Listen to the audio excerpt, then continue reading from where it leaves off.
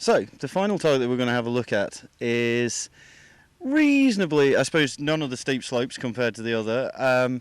It's interesting because you're shooting through this tunnel. It's reasonably long. It has more issues, I suppose for me, it would have more issues if you're shooting feet of field using a cheat system. It definitely could be a little tricky because you've got the whole, I mean, a lot of people would look at this and say you are shooting from light to dark, but if you're thinking about it, you're really shooting from light to light with a bit of dark in the middle. However, though, I mean, optically, it's definitely gonna play games with you. If you put the right size boss up there, and you could play a little, get a little tricky with a 60 or 80 centimeter target on this one. You've got no idea how far the boss is through the tunnel. Yeah, exactly. It's definitely gonna play with your depth perception and whatnot. But here, this one's 50 yards from the peg. Normally, like I said, during a tournament, I'm gonna glass the holes, try to read the target, see if it has any trends to it.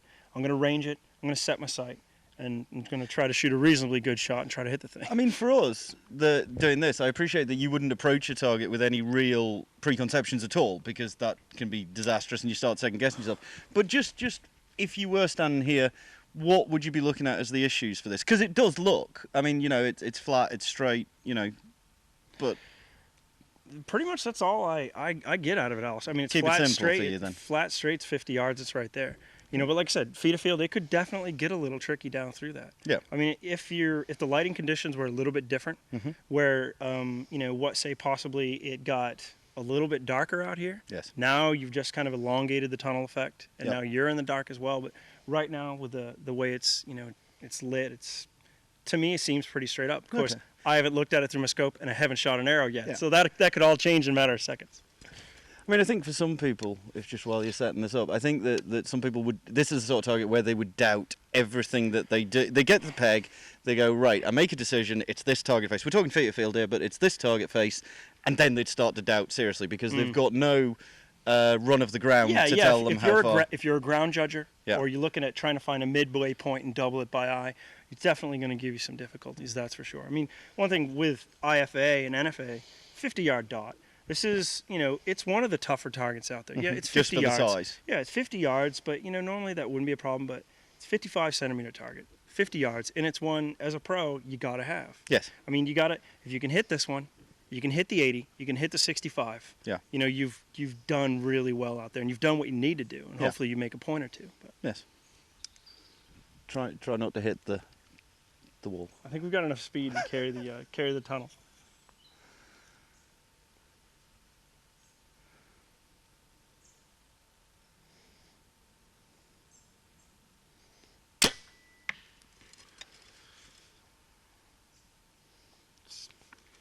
Dead. Shoot us one more. I mean, just going back to the bow. We just pretty much owned that one. I'm not shooting another one. Okay, then tell me a little bit about the bow. You're a little bit less, for want of a better term, histrionic on the follow through with this, than you have been with the bigger bows.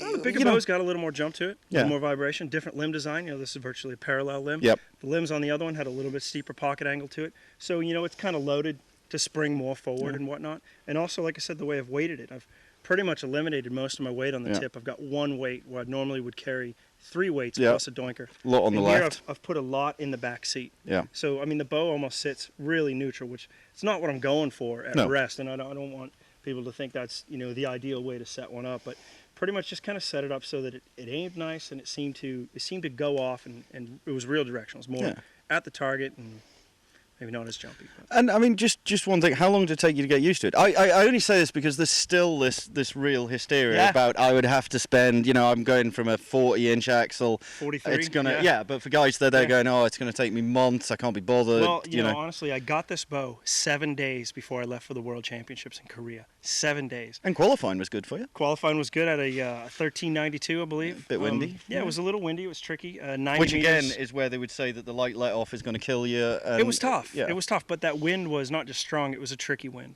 so it was really, you had to be on your game. But I had the bow for 7 days before I left for the World Champs.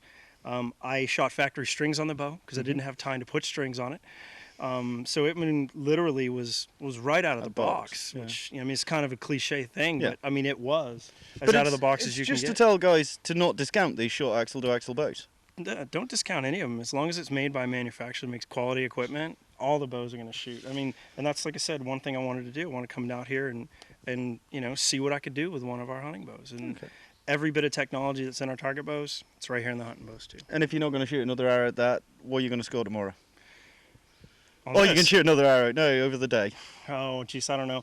I mean, I'd definitely like to improve on the scores I shot in Mullenborn. Obviously, Yes. you know, the conditions were quite a bit tougher from what I've seen, you know, Yeah. in Mullenborn compared to here.